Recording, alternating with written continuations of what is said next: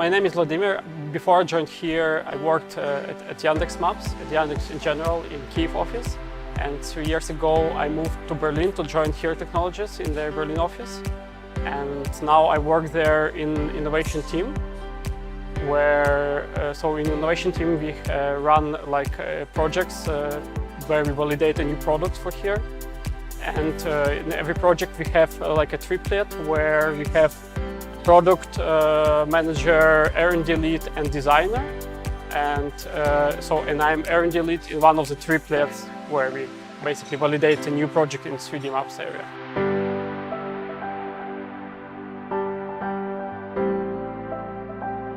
You already know, I already talked about my, on this talk, I mentioned the 3D Premier Cities. It's one of the products which Here does, where there is like a lot of 3D visualization.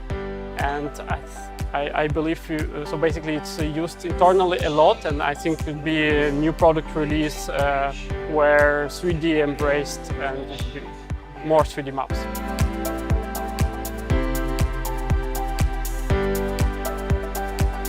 Basically, you can, with the tool which we created, you can use any like a GeoT files you can find. So you can use you can use open data, but also there is already many sources where open data is already cooked and crunched, and you can use it like already prepared. So it's probably more interesting to use with your proprietary data you get from your proprietary sources, which is high resolution, high field definition, and you can prepare it and then privately post. And you can do it using the open source tools we just recently released.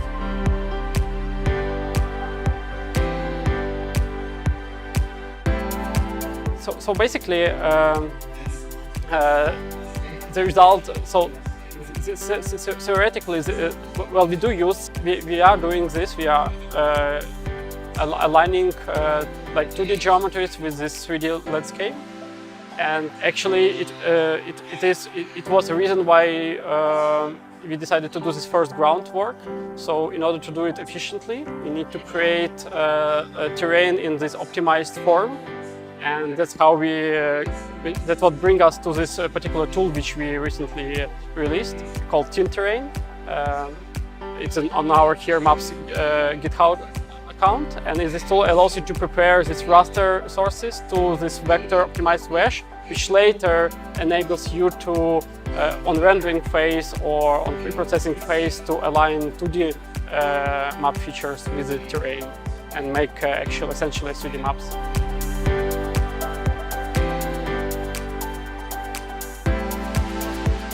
Well, you know, like in machine learning, it's something where you can predict something, right? What our goal is to deliver maps which actually as close to ground truth as possible.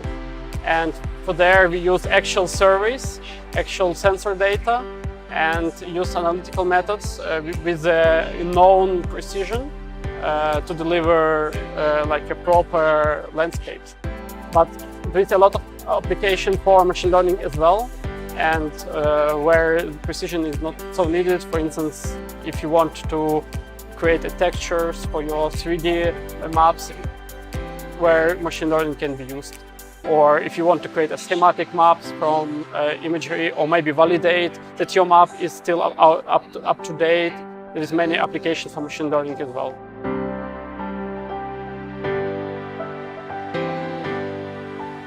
Yeah, it's actually almost everything is about the performance.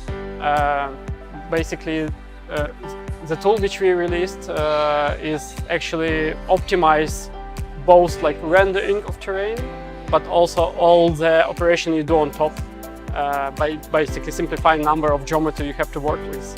And to optimize this was a lot of performance issues there as well. So we so that's why the tool is developed using C++, and we took like a well-known algorithm from 80s to do this, but we optimize it so it delivers like meets modern performance expectation. So with this tool, you can like in just seconds crunch like gigabyte data set, maybe within the minute.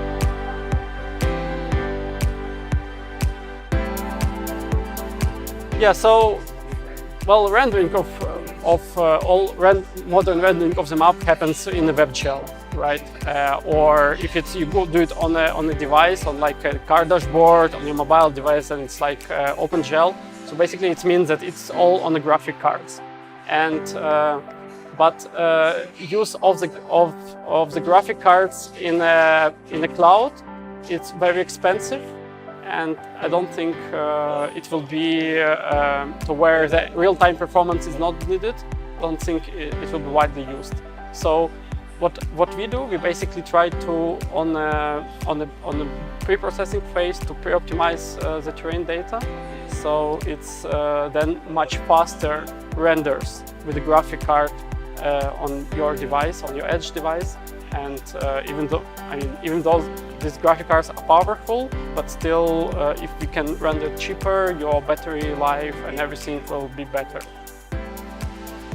The size of data will be smaller, the memory consumption will be smaller. So we basically pre-optimize it before rendering, like when we have a lot of time in the cloud, so you can render it cheaply and fast.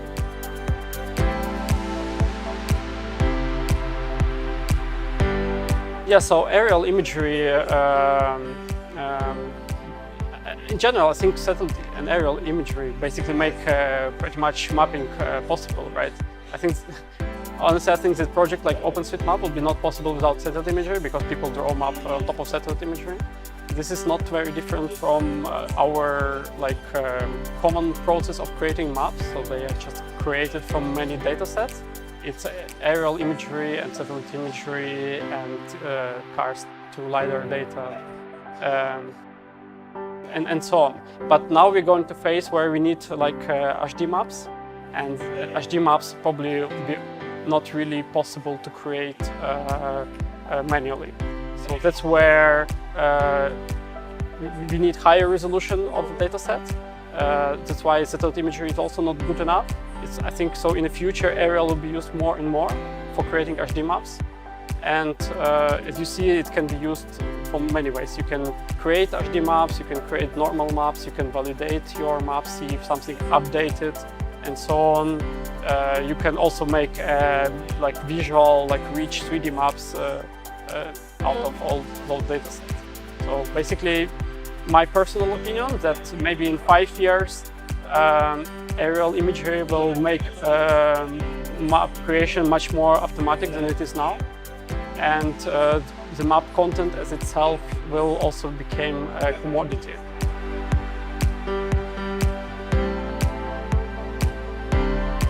Well, aerial is also in a way remote sensing, but essentially we also try to incorporate all other possible data sets, right? So you know that we use aerial and satellite, and we use our true LiDAR cars data.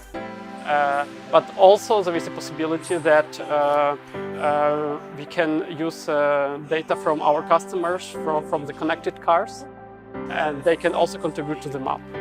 They then use it to make a better decision when driving and so on. So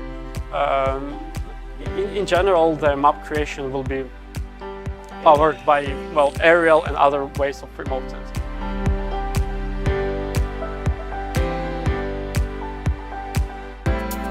Well, interesting about augmented reality is what you show there, I think. So basically, in order, so it depends what kind of application will have augmented reality in the future. It will be very interesting to show their real-life object, right? So just align virtual objects with real-life objects. And if you wanted, for instance, to do it outdoors, for instance, you want to align like a POI label with actual position of this cafe or restaurant you want to show. You need and you want to make this stable, so this label doesn't flow around. You need a very high precision positioning and localization. And to do this, like GPS is not enough. And it's not enough to have point, you need to have a position, specific height and everything up to centimeters quality. And as I said, it should be stable. In order to do this, your device should be able to do localization very precisely. One of the way to do this localization is using like a family of algorithm called SLAM. But to do SLAM and then localize, you need already to have a map in your device in such a form where it can like recognize some feature, map them to the map, and understand where it is. So, and this kind of maps for SLAM, I think it's a big topic in mapping in cartography in general, and they will, in many cases, will be derived from remote sensing, like aerial and like a car, LiDAR car data.